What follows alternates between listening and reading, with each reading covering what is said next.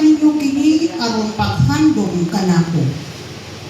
Ug human sa paghugas sa mga tiil, miingon siya, kung ako ang inyong Ginoo ug matutudlo, naghugas sa inyong mga tiil, paghinugasay usab kamo sa inyong mga tiil.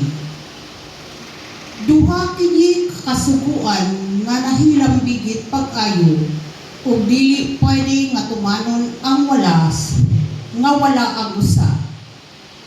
Sa pagsaulog sa Eucharistia, mao'y magdasig kanato sa pag-alagad sa usa-usa ug sa paghigugma ug pagtabang sa isig kaingon, mao'y maghatag og kahulugan sa atong pagsaulog sa kasaulugan sa pulong. Busa sa ulogon ta kini karon nga puno sa gugma ug pagtuo. Manindog kitang tanan ug atong awiton ang pasiyonang awit.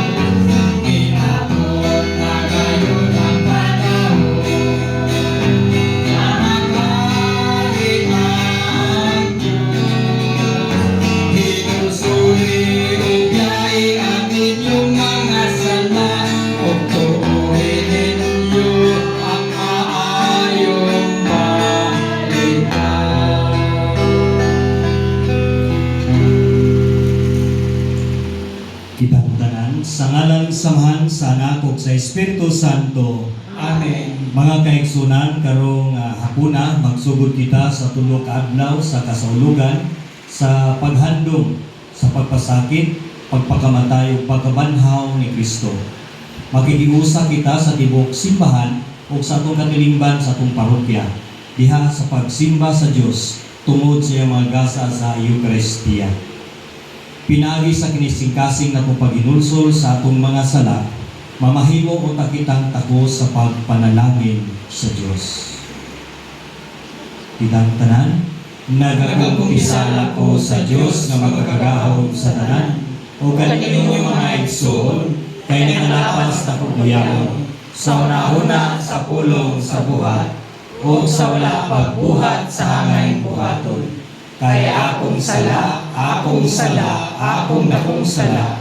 Busa na ngamuyo ako kang Santa Maria ng Birhen, sa tanang mga anghel ng mga santos, o kaninyo mga igsoon, aron ninyo akong iampo sa Ginoo nga atong Dios. Kaluy-an unta kita sa Dios nga makagagahom sa tanan, o pasayloon ang atong mga sala, o dadon unta kita niya ngadtos kinabuhing dayon. Amen.